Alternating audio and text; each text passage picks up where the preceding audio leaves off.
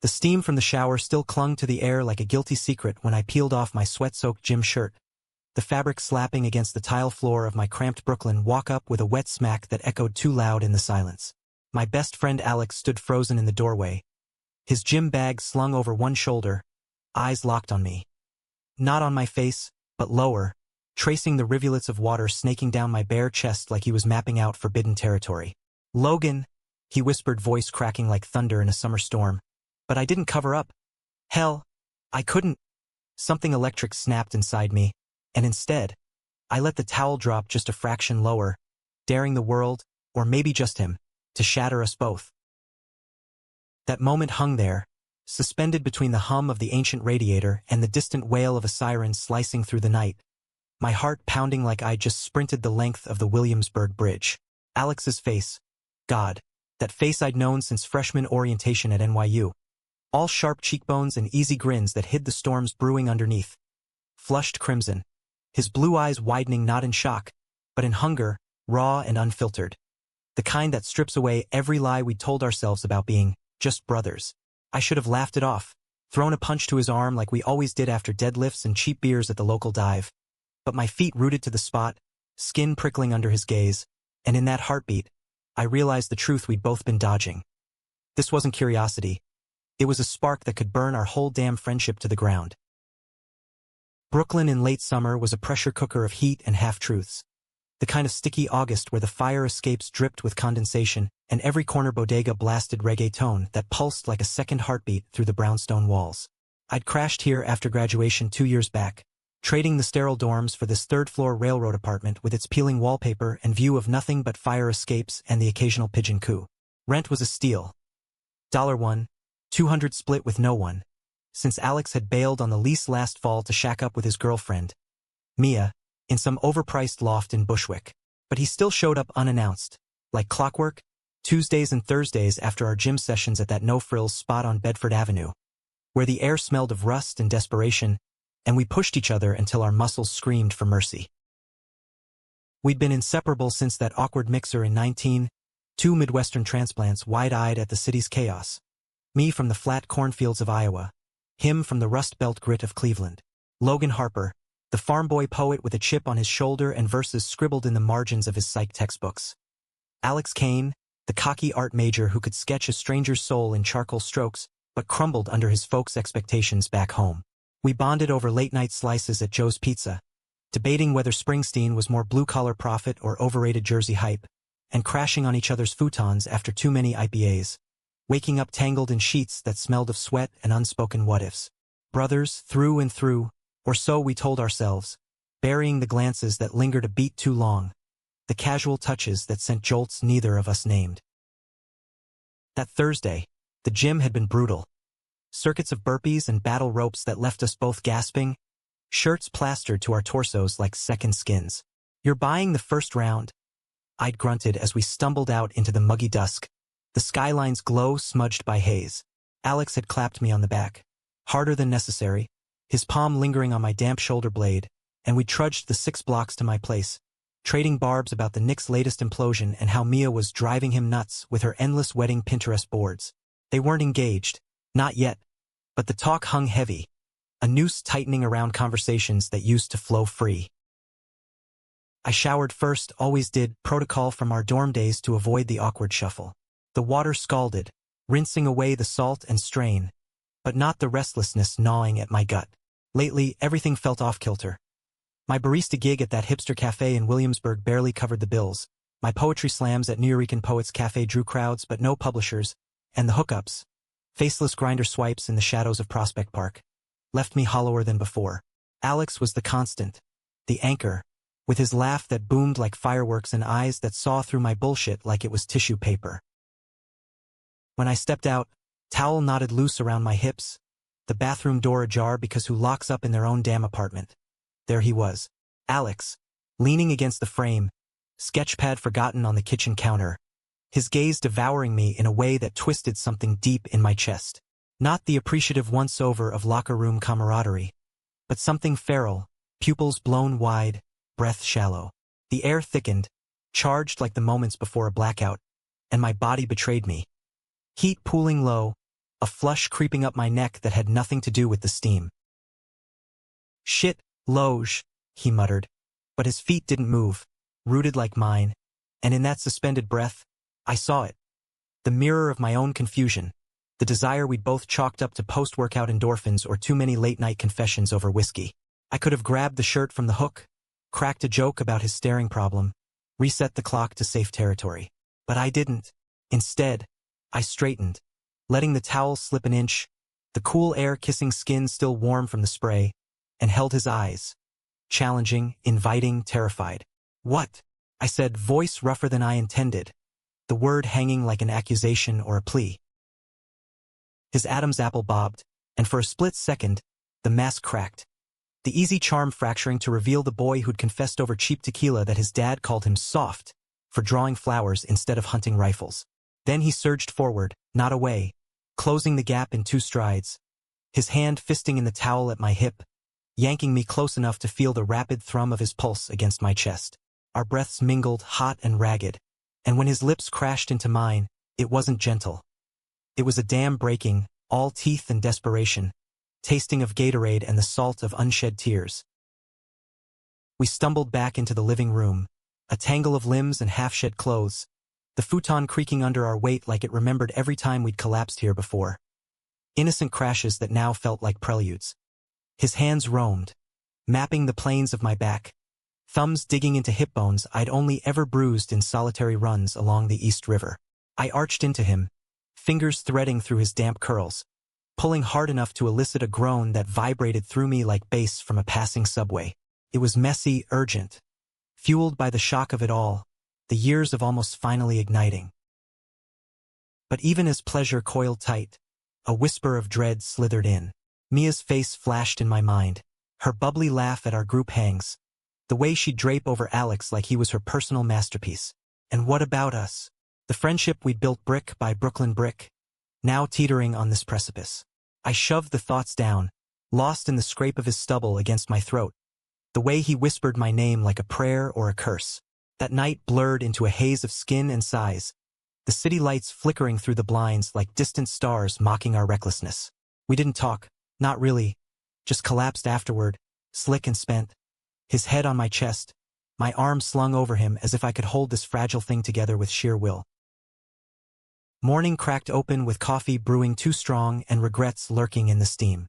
Alex stirred first, mumbling about a deadline for his gallery show, but his eyes darted away when I sat up, the sheet pooling at my waist like evidence. "Last night was..." He started, trailing off, rubbing the back of his neck in that telltale cane gesture. "Intense, right? Like, we were both wrecked from the gym." I nodded, throat tight, forcing a grin that felt like glass. "Yeah, man. Adrenaline dump or whatever." But inside, it splintered, the lie settling heavy, because it wasn't just release. It was revelation, a door kicked wide that neither of us knew how to close. He dressed in hurried silence, promising to text about beers later, and when the door clicked shut, the apartment echoed emptier than before. Days blurred into a tense limbo, texts pinged sporadic, memes about our failed deadlifts, links to Springsteen bootlegs, but the subtext hummed underneath, electric and unspoken.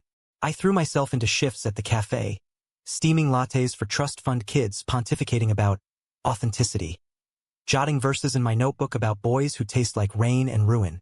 Alex's Instagram stayed a shrine to normalcy.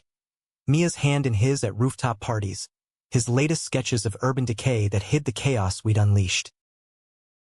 Then, 2 weeks later, he showed up at midnight, rain-slicked and wild-eyed, pounding the door like it owed him answers.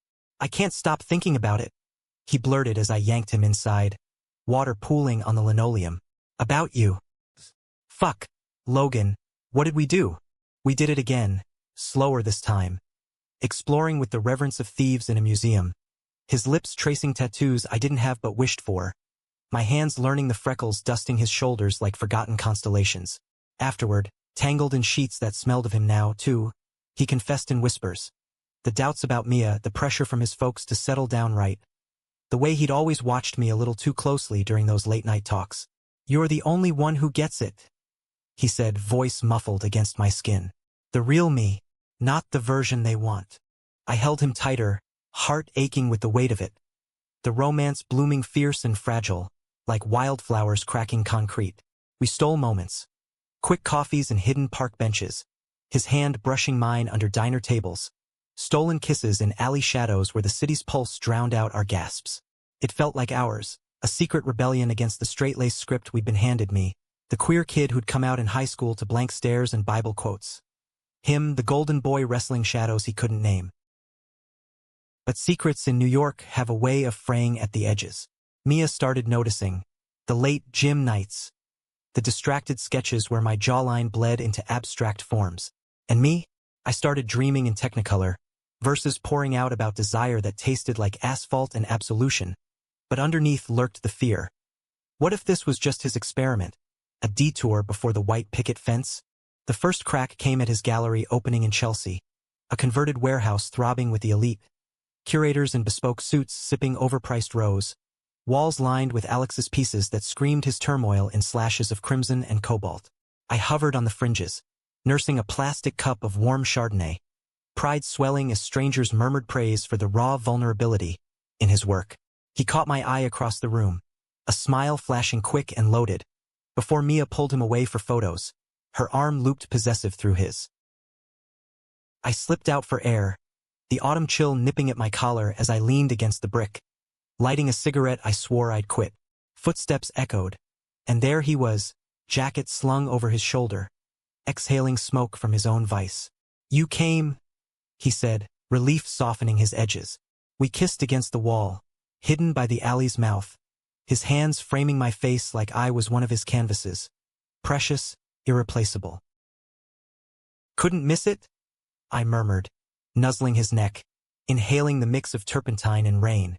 "Your stuff. It's you, Alex. All fire and fight." He pulled back, eyes stormy. "That's why I need you here. To remind me it's real." But as his lips met mine again, a shadow shifted Mia, framed in the gallery door, her silhouette sharp against the glow. She didn't call out, just watched, face paling to ghost white, before vanishing back inside. The fallout hit like a nor'easter. Alex's texts dried up, replaced by a single call at 3 a.m. "She's asking questions." I told her it was nothing, a drunk mistake. The words gutted me, sharper than any barbell drop. "Nothing," I echoed, voice hollow in the dark. "Alex, that night. Every night." "I know," he groaned, static crackling like our connection. "But she's my future, Loge, the safe one. My parents would disown me if—" "Save it." I cut him off, the betrayal blooming cold in my chest. "I'm not your phase." I hung up, curling into the futon that still held his scent, tears hot on my cheeks. The city outside roared indifferent, taxis splashing puddles like accusations. He showed up the next day, eyes red-rimmed, begging through the door I'd chained shut. "Let me in, please." Panicked. Mia's freaking, threatening to tell my folks, and I couldn't lose everything. We fought in whispers. Me hurling truths about how he'd used me like a sketchpad, discarding when the lines got too real. Him crumbling, admitting the terror of it all, the love he'd felt but fled from. "I do love you," he choked out, forehead pressed to the wood. "But not like this. Not out loud." I let him in, against every screaming instinct, because damn it, I loved him too. The boy who'd seen my scars and stayed, who'd made me believe in something beyond hookups and heartbreak. We made love that afternoon, tender and tear-streaked, a fragile truce. But the damage festered. Mia's glares at our next group hang turned to icy silences, her whispers to mutual friends seeding doubts that bloomed into isolation. Winter clamped down on Brooklyn like a vice, snow blanketing the streets in false purity, muffling the chaos we'd wrought. Alex and I danced a dangerous waltz, stolen hours in my apartment while Mia worked late shifts at her ad agency, his guilt carving hollows under his eyes. "This can't last," he'd murmur post-climax, tracing my ribs like counting regrets. I'd nod, throat tight, but pull him closer, chasing the illusion of us against the dying light. The high tide of it crashed in February, Valentine's bleeding red across the calendar like a wound. Mia cornered me at a coffee shop near the gallery district, her usual vibrancy sharpened to a blade. "I know," she said flatly, sliding into the booth uninvited. her manicure tapping the formica like a metronome. About you too. The looks, the excuses. He's mine, Logan. Always has been. Icy dread pooled in my gut, but I met her gaze. Steady, unapologetic. He chooses who he is, Mia. Not you, not his folks. Him. She laughed, bitter and broken, sliding a photo across the table. Alex and me, mid-kiss in that alley, snapped from the shadows. He told me it was over, that you were a mistake.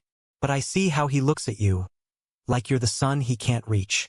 Her words eviscerated, carving out the hope I'd clung to. Betrayal, double-edged. His denial to her, now weaponized. I fled to the bridge that night, wind whipping off the East River, the city lights fracturing in my tears. How many times could a heart fracture before it stayed shattered? Alex found me there at dawn, bundled in his coat, eyes wild with the night's hunt. She showed me the picture. I didn't, Logan, I swear, I never meant. But the fight drained out of me, replaced by a weary clarity. You did? I said softly, handing back the coat.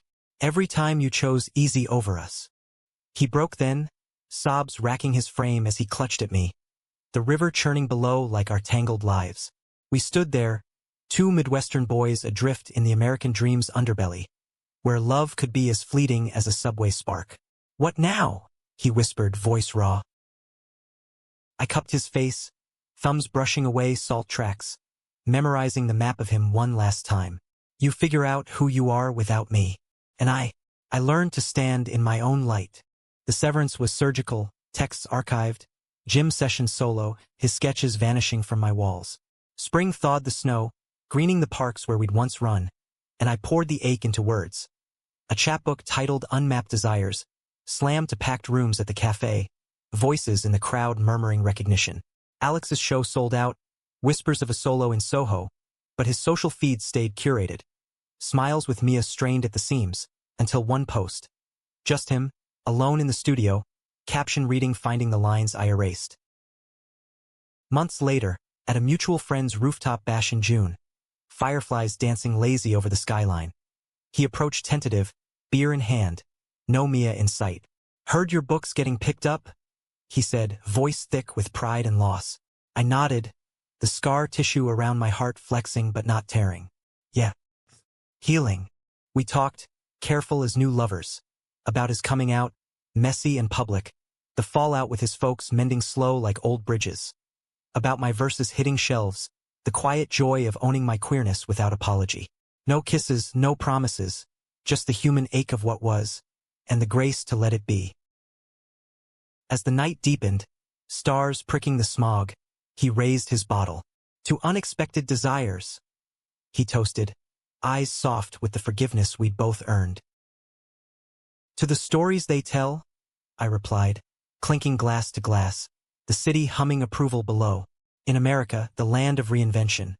We'd lost each other to find ourselves, threads of desire weaving not into knots, but tapestries vast enough for second chances, or none at all. And in that vastness, I breathed free.